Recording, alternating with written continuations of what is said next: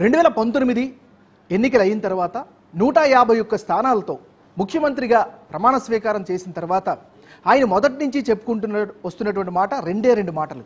ఒకటి, పేదలంతా ఒకవైపు, పెత్తందారులంతా మరొక వైపు.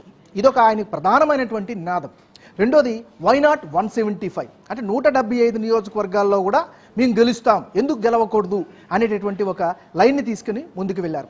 సో నేరుగా సంక్షేమ పథకాలని అన్ని కుటుంబాలకు చేరవేరుస్తున్నాం, ఖచ్చితంగా ఇదొక సంచలనాత్మకమైనటువంటి ప్రయోగం, ఖచ్చితంగా మేమే గెలుస్తామంటూ చెప్పుకుంటూ వచ్చారు. మరి ఇన్ని వేల కోట్ల రూపాయలు పంచిపెట్టినా కూడా 151 మంది సొంత పార్టీ ఎమ్మెల్యేల సైన్యం ఉన్నప్పటికీ కూడా జగన్మోహన్ రెడ్డి ఈరోజు ఇంత అత్యంత దారుణమైన ఘోరమైనటువంటి వైఫల్యాన్ని మూటగట్టుకోవడం గల కారణాలేంటి విశ్లేషిస్తే దీనిలో 3 రకాలుగా మనం అభివర్ణించవచ్చు.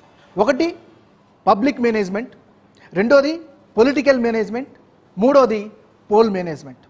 ముందుగా పబ్లిక్ మేనేజ్మెంట్ విషయంకి వస్తే, మేము డబ్బులు ఇస్తున్నాం కాబట్టి ఖచ్చితంగా వాళ్ళు ఓటేస్తారు అనేటటువంటి అభిప్రాయంలోనే ఆది నుంచి వైఎస్ఆర్ కాంగ్రెస్ పార్టీ నాయకులు కావచ్చు, జగన్మోహన్ రెడ్డి కావచ్చు కంటిన్యూ అవుతూ ఉన్నారు. కానీ ప్రతిపక్షాలు ఏవైతే మొదటి నుంచి ఆరోపణలు చేస్తున్నాయో, నేరుగా నువ్వు ఇచ్చేదంతా తీసుకుంటుందెంత అనేటటువంటి ఒక చర్చని ప్రజల్లోకి బలంగా తీసుకెళ్ళగలిగారు.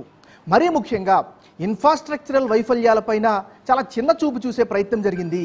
ముఖ్యంగా ఆంధ్రప్రదేశ్లో ఏ ప్రాంతానికి వెళ్ళినా అభివృద్ధి శూన్యం అనేటటువంటి వాదన బలంగా వినిపించింది, ప్రజలు నమ్మారు.